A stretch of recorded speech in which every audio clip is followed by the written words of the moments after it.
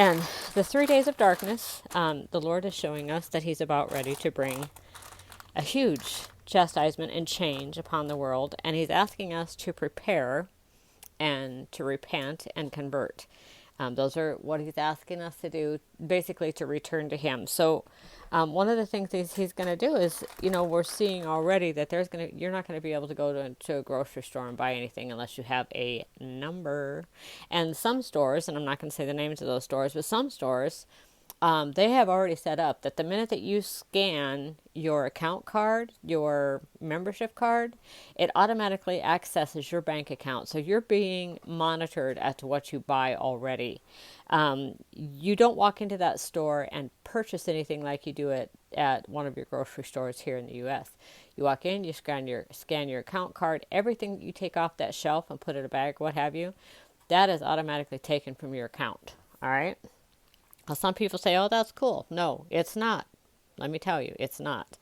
And you'll see why in the coming times. But anyway, one of the things that the Lord is asking us to do is to prepare for that time, because if you're not able to go out and purchase food, you're going to have a supply of food. Now, people tell me, hey, I can't do that. I don't have the money to do that. But there's little things that you can do every time you go to the grocery store, and this is one of them. So you can buy things like this. This beef stew is already cooked and it's ready to serve. All you have to do is just heat it up. Buy a couple of these. Now, you don't have to go hog wild and buy a case of them or 10 cases of them. Every time you go to the grocery store and you buy groceries, pick up, like if you're going to pick up a can of already made soup, pick up 2. Use one, put the other one away. All right? Same with the sardines. Sardines are a very nutritious little snack, little meal, whatever. But something like this could very well keep somebody from starving in a time of need. Although expensive, they've got these canned meats. There's chicken, turkey, I believe, and beef. Pick these up. They're expensive, but you know what? If you buy 3 when you go to the grocery store today and put them away, or use 1 and put 2 away. That's how you stock up. I mean, some people are able to go ahead and buy cases upon cases, and that's good. But at the same time, if you can't, you can't. Now, this is something that's going to come in handy. Whoops, sorry. when you buy chicken broth, beef broth, put that away, because that's not going to spoil. So, when somebody's sick, they always say, oh, make some homemade chicken noodle soup. Well, this chicken broth is helpful. It also is a way that you can make rice. If you have rice and you don't have a lot of water, you can supplement with this chicken broth. So that's a good way. Now, over here we have pinto beans, great northern beans.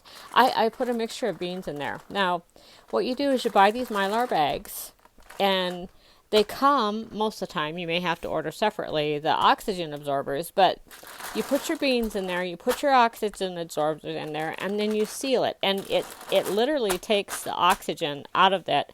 And this will hold for like up to 10 years or 20 years, something like that. I don't remember what they said. So then you take, over here we have sugar.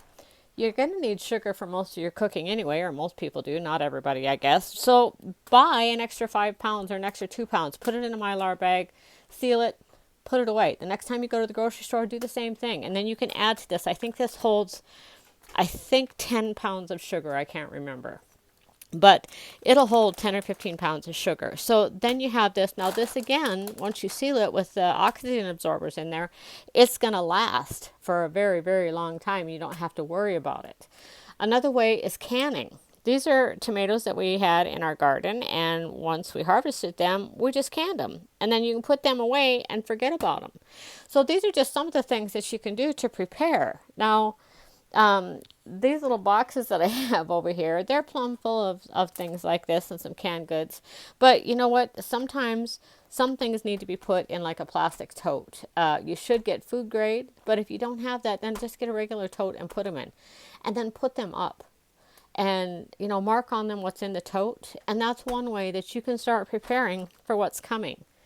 You'll see more videos with other things. We're going to go fishing. We're going to do some hunting. And we're going to show you how to harvest that stuff and how to put that away too. Now, you can also keep in mind that you can dehydrate vegetables and meat.